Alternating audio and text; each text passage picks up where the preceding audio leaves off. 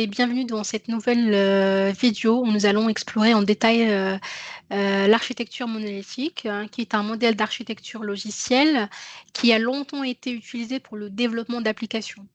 Donc dans cette vidéo, nous allons définir ce qu'est une architecture monolithique, pardon, comprendre les différents avantages et inconvénients et voir dans quel cas il est recommandé ou pas de l'utiliser. Euh, Commençons. Qu'est-ce qu'une architecture monolithique? Pour définir une architecture monolithique, c'est un modèle dans lequel l'ensemble des applications est développé en un seul bloc. Cela signifie que toutes les fonctionnalités et les différents modules d'une application sont intégrés dans dans une seule et même structure. Donc, on a soit le code ou la gestion des utilisateurs ou la gestion des transactions, tout fait partie d'un même ensemble. Les différentes caractéristiques de ce modèle, c'est que chaque composant de l'application, il va être connecté aux autres, que ce soit l'interface utilisateur, que ce soit le back-end et même les bases de données, elles sont interdépendantes. Donc là, on va trouver une notion de couplage fort entre les éléments. Donc, ce qui va former un tout unique. En d'autres termes, donc l'architecture monolithique n'a pas de séparation qui est claire entre les différents modules de l'application. Quant au déploiement, lorsque vous déployez une application monolithique, on va pouvoir donc déployer l'application de façon entière. Qu'est-ce que cela veut dire? Ça veut dire que même une petite modification qui arrive en cours de route, comme un petit changement dans une fonctionnalité spécifique, ça va nécessiter donc le redéploiement complet de l'application. Ce processus-là, certes, il est simple pour les petites les applications, mais ça peut devenir très rapidement ce qu'on appelle un goulot d'étranglement pour des projets plus grands et plus complexes. Donc, bien que ce type d'architecture présente des limitations, elle possède également plusieurs avantages qui la rendent adaptée à certaines situations. Donc, voici quelques-uns des principaux avantages de ce modèle. Donc, tout d'abord, on va retrouver donc une simplicité de développement. C'est-à-dire que l'architecture monolithique, elle va être très simple à développer. Car, comme je disais au début, toutes les parties de l'application sont gérées dans un seul projet. Ça signifie qu'il n'y a pas besoin de gérer des interfaces complexes entre différents services. Deuxième chose, c'est qu'elle va être très facile à tester. Le fait que tout le code d'une seule application, enfin, étant donné que tout le code est dans une seule application, il va être facile donc de la tester dans son ensemble et donc il n'est pas nécessaire de tester le service A tout seul, le service B tout seul, etc. Donc on va pouvoir tester tout de façon d'une seule fois en fait. Donc il n'y a pas besoin de les tester de façon séparée.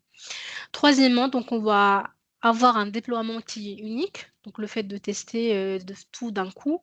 Là, on va avoir le déploiement en une seule fois. Donc le processus de déploiement, il va être très simplifié, car on peut donc déployer tout en une seule fois, comme je disais.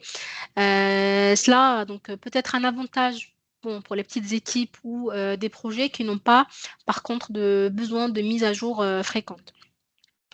On va avoir également une intégration simple des modules. Donc, on va pouvoir ajouter de nouvelles fonctionnalités dans une architecture monolithique de façon relativement très simple, hein, puisque tous les modules font partie du même code de base, donc tout est ensemble.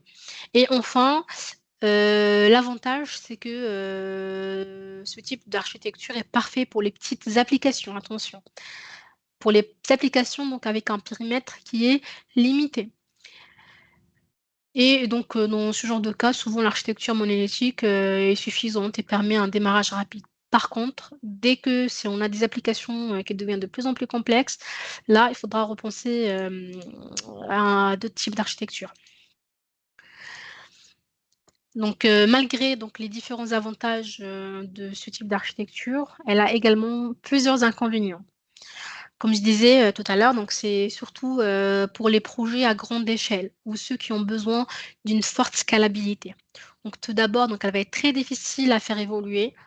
Donc à mesure que l'application, devient de plus en plus grande et de plus en plus complexe, elle devient donc de plus en plus difficile de maintenir le code de façon propre et de façon bien structurée. Et le développement, donc ça va devenir de plus en plus lent et surtout, en fait, ça va il va y avoir des il va être, plus sujet aux erreurs dans le code.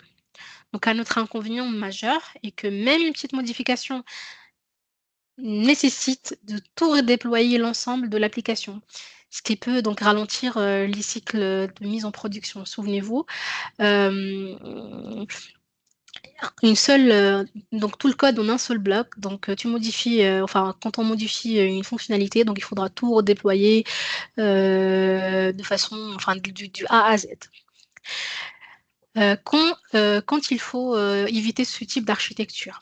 Donc, l'architecture monolithique, donc c'est à éviter dans certains, contextes, hein. Par exemple, pour, des applications distribuées ou, des équipes de grande taille, qui vont travailler sur, différents modules en parallèle. Dans ce genre de cas, donc ce type d'architecture devient clairement un frein. Et les entreprises, qui anticipent, une croissance rapide et qui ont besoin de modularité et de flexibilité pour développer de nouvelles fonctionnalités, devraient plutôt opter pour un autre type, pour, d'autres types, d'architecture qui est différent, comme par exemple, les microservices. En conclusion, l'architecture monolithique reste donc une option viable pour les petites, applications et les projets qui n'ont pas besoin d'évoluer rapidement ou, de supporter une charge complexe. Cependant, elle présente quand même des défis très importants lorsque les applications grandissent en taille et en complexité. Donc si vous travaillez sur un projet à grande échelle ou que vous prévoyez de faire évoluer votre application dans le futur, il est important donc d'envisager d'autres modèles architecturaux comme, les architectures microservices, vous l'aurez compris, qui permet une plus grande flexibilité ou une plus grande scalabilité. Je vous remercie, d'avoir, d'avoir, suivi la vidéo sur, l'architecture monolithique. N'hésitez pas à laisser des questions, des petits commentaires ci-dessous et je vous encourage à regarder une prochaine vidéo où nous explorerons donc d'autres architectures comme les microservices, les architectures basées sur des événements et cetera.